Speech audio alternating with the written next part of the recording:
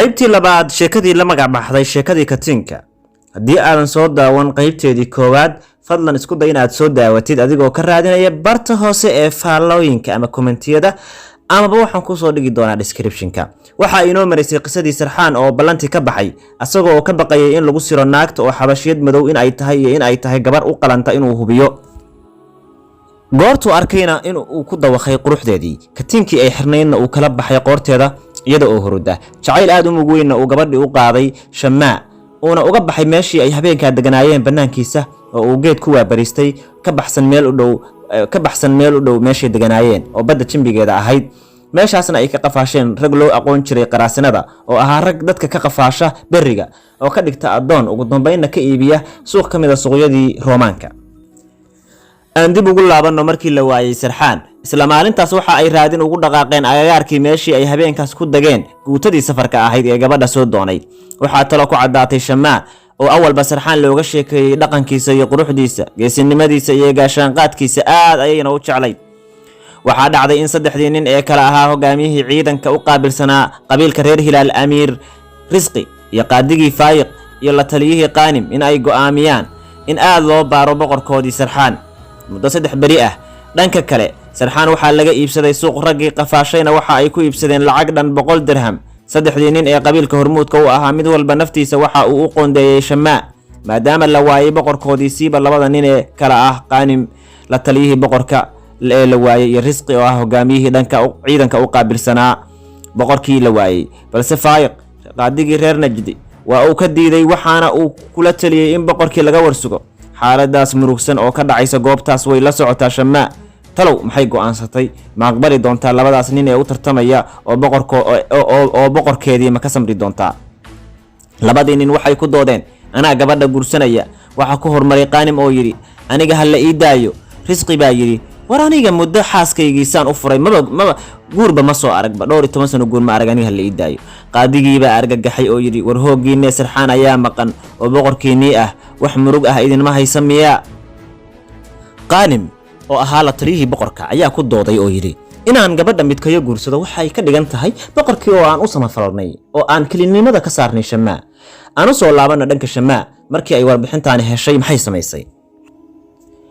waxay labadii nin u soo bandhigeen Shamaa in ay midkood doorato oo waliba waxay ku yiraahdeen labadayadu dar bannaan ama meel bannaan ayaan seefaha isula baxaynaa oo kii dhinta ma ahay kan kale ayaad guursan doontaa.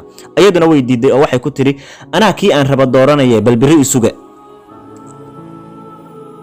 dhanka kale isla habeennimada Sarxaan waxaa gurigiisa geeyay ninkii suuqa ka soo gatay kadibna gabadha uu dhalay ninka Sarxaan adoon ahaanta u soo iibsaday ayaa tiri maxaa uu yahay ninkaani? waxa uuna u sheegay waa adoon aan ka soo iibsaday suuqa adoomada.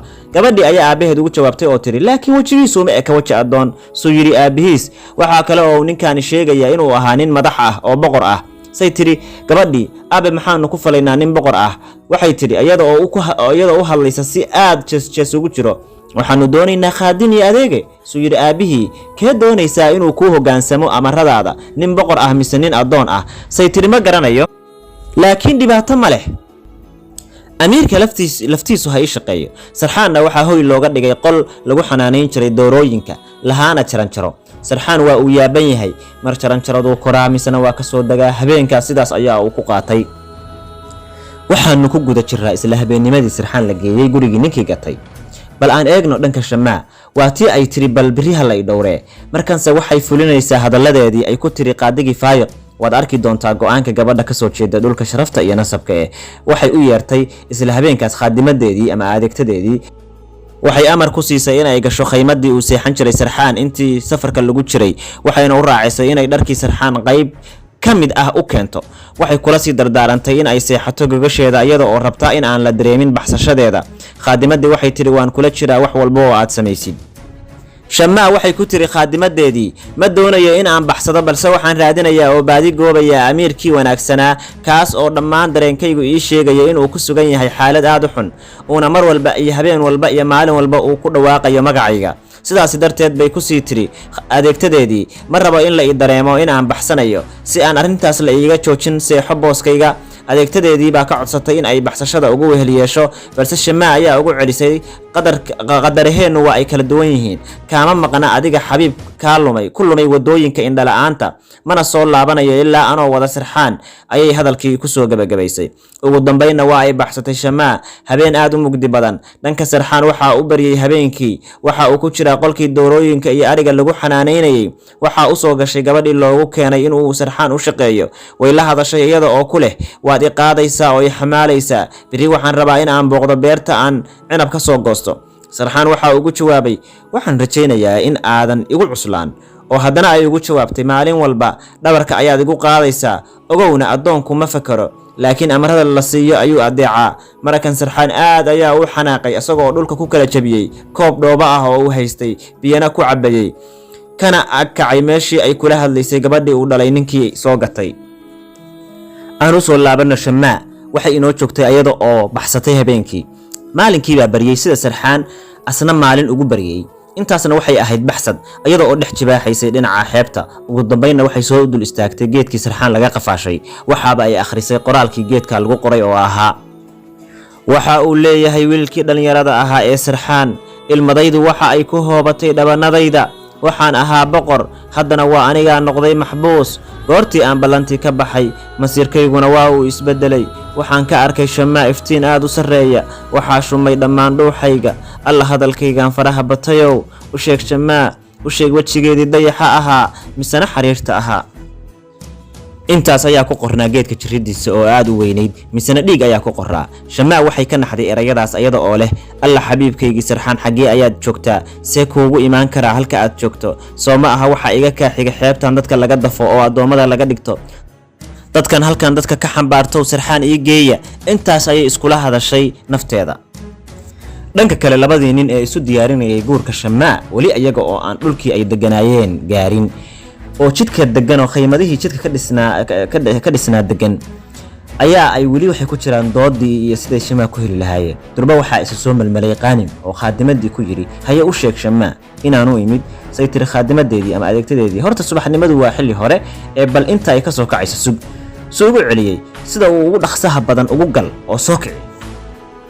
say tiri khaadimadii maba ay joogto Shamaa, ismaba uusan celin gudaha ayuu u galay khaymadii ay jiifsan jirtay isagoo aad u argagaxsan. waxa uuna khaadimadii weydiiyey goorma ayay baxday. khaadimadiina ay leedahay ma aqaan. suu ugu celiyey, ma is leedahay way carartay. marakan khaadimadii baa giir iska kicisay iyada oo leh, oo maxay u carari weyday haddii ay sugayaan laba caruus oo raba in ay guursadaan. inta uu ka soo daba kacay Qaanim oo garab duub u qabtay gabadhii khaadimada ahayd, buu yiri halkee ayay aaday qof yahay xumi. nasiib darro wax jawaab ah kama uusan helin, waa uuna isaga baxay.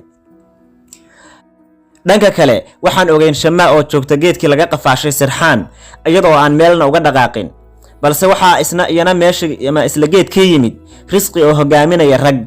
Risqi waxa uu ahaa boqorka ninkii u qaabilsanaa ciidamada. waxa ay akhristeen qoraalkii ku qoraa geedka. Shamaa iyadu waa ay carartay. markii ay aragtay ayaga oo aan u jeedin bay ka daawanaysaa geedgaab hoostiis, iyada oo arkaysa hadallada ay isku leeyihiin. Risqi baa hadlayoo leh, boqorkeennii waxaa afduubtay qaraadsinada badaha dadka ka qafaasha, sidoo kale maantana waxaan ku khasaaray Shamaa. waa uu soo laabtay Risqi, waxa uu yidhi isaga oo la hadlaya dadka, waxaa ila quman dhammaan dadow inaan geedka Sarxaan laga afduubtay khaymadaheenna ka dhisanno oo aan joogno ilaa inta aan ka helayno Sarxaan. hase ahaatee Qaanim ayaa yidhi, ka warrama haddii aan waxba weyno. Risqi baa ugu jawaab celiyey, waan joogaynaa. Qaanim baa ugu celiyey, aan tagno horta marka hore oo aan dhulkeenni iyo Najdi aadno, kadibna aan soo dirro rag dega xeebta Sarxaan laga kaxaystay. raggaas oo halkaas khaymadahooda ka dhista, aanna isku dirro waraaqo iyo wariyayaal iyo xaalku halka uu marayo, wixii ay war ka hayaan Shamaa iyo Sarxaan. waxa uu Qaanim hadalkiisii ku sii daray, haddii ay qabtaan nin ka mid ah dadka wax ka qafaashay in ay tahay furihii koowaad ee guushooda. halkaasna waa lagu raacay. sidaas ayayna ku guureen isla maalintaas oo ay habeenkeedii baxsatay Shamaa oo ku sugan agagaarkii geedka. maalintaas gabalkeedii ayaa dhacay, qorraxdiina waxa ay u hogbatay dhanka galbeed, daruurahana waxaa ka sokeeyay guduud. Shamaa iyadu geedkii bay isku duubtay, way ku wareegsan tahay jiridiisa iyada oo weheshanaysa geedka. ugu dambeynna way fariisatay iyada oo dhabarka ku tiirisay geedkii. cabaar markii la joogay oo aan aaskii madoobaadayna hurdo ayaa qabatay oo waa ay seexatay. subaxdii markii la gaaray waxay ku waabariisatay raggii Sarxaan qafaashay oo dhinacii badda ka soo galay iyaga oo dul taagan.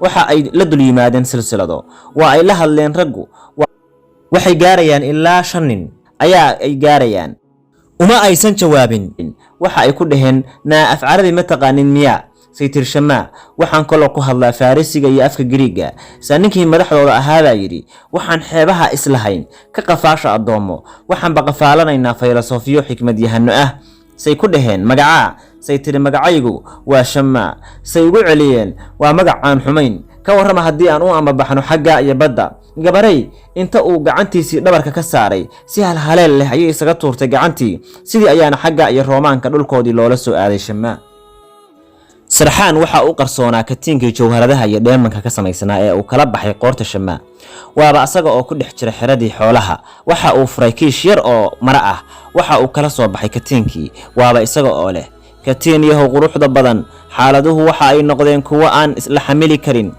ku fakarka in aan baxsadaana dhammaan waxa ay saaqday jirkayga iyo xubnahayga hurdadiina waa uu iga kaxeeyay waxaan ka baqay in ay arintaadu fashilanto oo aan kugu khasaaro adiga iyo xasuusahaagaba waxa aan kugu qarin doonaa meel aysan gacani gaarayn ilina aysan ku qabanayn maalmuhu waa ay nabadeleen waxaan ahaa madaxweyne ama boqor haddana waxaan ahay adoon waa uu qariyay asaga oo xusaya magacii Shamaa xagee ku dambeysay raggii qaraasinada ahaa xagee ayay keeneen masuuqi adoomaday ka iibin doonaan maxay la kulmi doontaa waa su'aalaha inoo rahman la soco qaybta saddexaad ee sheekada la soco sheekada qaybteeda saddexaad adigoo kala socon doona barta aan ku leeyahay YouTube-ka iyo barta aan ku leeyahay Facebook ee Cabdullaahi Cabdikariin Khaliif aad iyo aad baad u mahadsantihiin muuqaalkan waxa idin soo diyaariyay idin soo jeedinay anigoo ah Cabdullaahi Cabdikariin Khaliif dhinaca Facebook hadana nagala socotid share iyo like inoogu qabo dhinaca YouTube kana subscribe iyo like dhiirigelinta aad baad u mahadsantihiin